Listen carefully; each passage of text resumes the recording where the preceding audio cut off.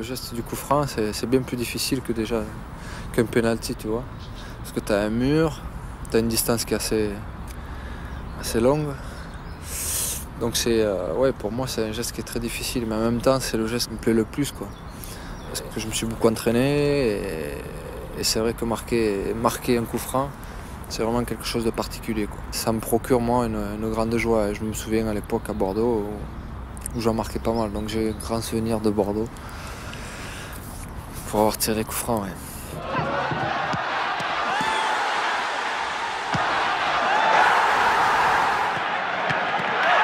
À chaque fois qu'il y avait un coup franc, si tu es à droite du gardien,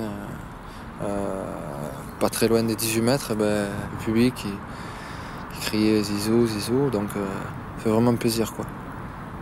Et en plus à chaque fois, bon, j'avais un pourcentage vraiment un grand pourcentage de réussite, quoi.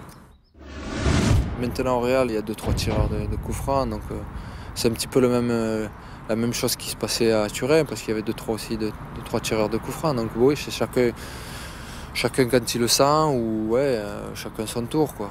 Donc c'est un peu différent par contre avec l'équipe de France. Bon, il y a aussi les 2 ou 3, mais en général c'est soit Yuri, soit moi qui le tire. Donc voilà, quoi, il y a moins de tireurs, donc c'est plus de possibilités de marquer. Mais c'est ça, en fait, dans une équipe, c'est que tu as plusieurs tireurs, donc voilà, quoi, c'est chacun son tour. Et puis à un moment donné, il y en a un qui le sent plus que l'autre, et puis il faut le laisser tirer, parce que s'il a de bonnes sensations à ce moment-là, il faut pas l'empêcher. Le seul truc, c'est que quand on a de bonnes sensations, en général, ça arrive en même temps, quoi. Donc...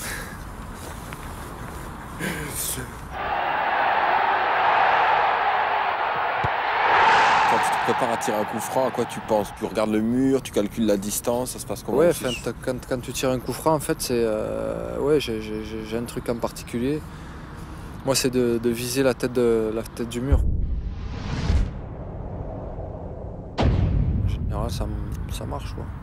Parce que soit tu le prends plein poids, soit tu te baisses un petit peu, soit tu sautes pas. Tu vois, mon repère, en fait, c'est le mur et c'est la tête du mur, quoi.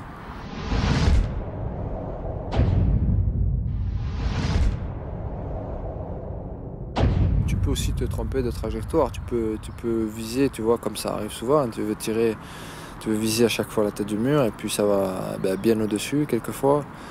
Et puis sinon, dans les jambes ou dans le ventre.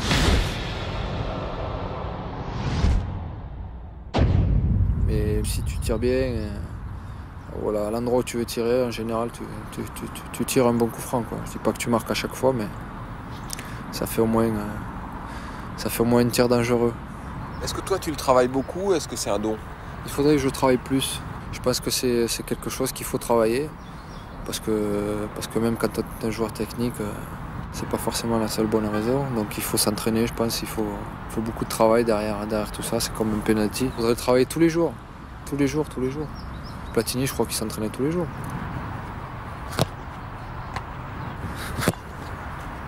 Tu peux me parler de quelques grands tireurs de coups francs?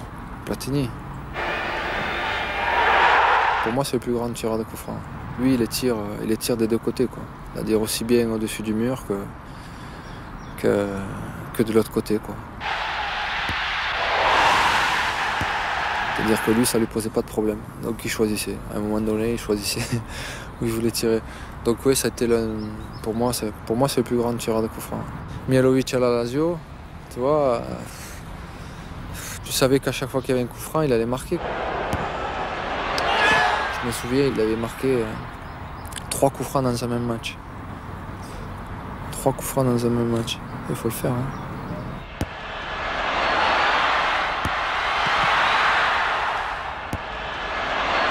Et 3 différents, hein. Pas 3 les mêmes, hein. Un là, un de 40 mètres. Pour moi, oui, il a un pied gauche, c'est une main qu'il a. Mais bon, numéro 1 pour moi, c'est Platini.